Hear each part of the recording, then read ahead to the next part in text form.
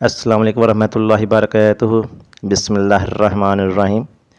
آج میں نے اس ویڈیو میں عورتوں کی نماز کی ادائیگی کا طریقہ بیان کیا ہے۔ آپ اس ویڈیو کو اینڈ تک ضرور دیکھیے گا۔ عورتوں کے لیے بھی نماز پڑھنے کا طریقہ وہی ہے جو مردوں کے لیے ہے۔ ہاں، چند چیزوں میں عورتوں کے لیے مردوں کے طریقہ نماز میں فرق ہے جو کہ مندرجہ ذیل ہیں۔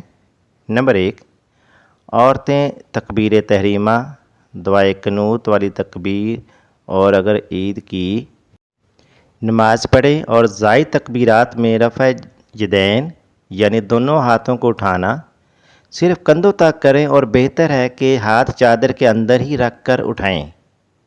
نمبر 2، کندھوں تک ہاتھ بلند کر کے پھر اللہ اکبر کہہ کر ہاتھ سینے پر چھاتی سے نیچے باندھ لیں۔ اس طرح کے بائیں ہتھیلی نیچے رکھیں اور اس کی پشت پر داہنی ہتھیلی رکھیں۔ نماز عید کی زائد تکبیروں کے درمیان ہاتھ سینے پر نہ جائیں بلکہ اپنی حالت پر نیچے لٹکتے ہوئے چھوڑ دیں۔ نمبر 3، رکوع میں صرف اتنا جھکیں کہ ہاتھ گھٹنوں تک پہنچ جائیں اور گھٹنوں پر انگلیاں ملی ہوئی رکھیں اور بازوؤں اور پہلوؤں کے ساتھ ملا کر رکھیں اور ٹانگیں جھکی ہوئی رکھیں اور کمر سیدھی نہ کریں اور نہ ہی گھٹنوں پر زور دیں۔ نمبر 4، سجدہ سمٹ کر کریں۔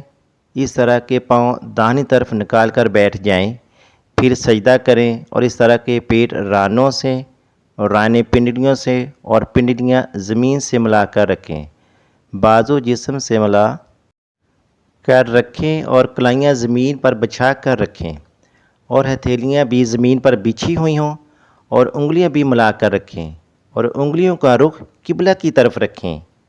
نمبر 5، جلسہ یعنی دونوں سجدوں کے درمیان اور پھر تشہد یعنی اتحیات پڑھتے وقت میں دونوں پاؤں داہنی طرف نکال کر بائیں کولہے پر سیدھی بیٹھ جائے۔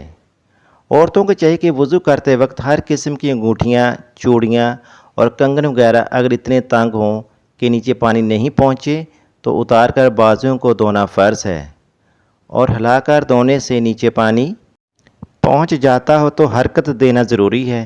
اگر ناخنوں پر نیل پالش وغیرہ ہو تو نیل پالش کو ناخنوں سے اتار کر پھر وضو کریں۔ اگر ناخنوں سے نیل پالش نہیں اتاریں گی تو وضو نہیں ہوگا۔ آپ سے گزارش ہے کہ آپ ہماری ویڈیو کو لائک کریں، چینل کو سبسکرائب کریں اور بیل نوٹیفیکیشن کو آن کریں تاکہ آپ کو آنے والی ہر نئی ویڈیو کا نوٹیفیکیشن مل سکے۔ شکریہ۔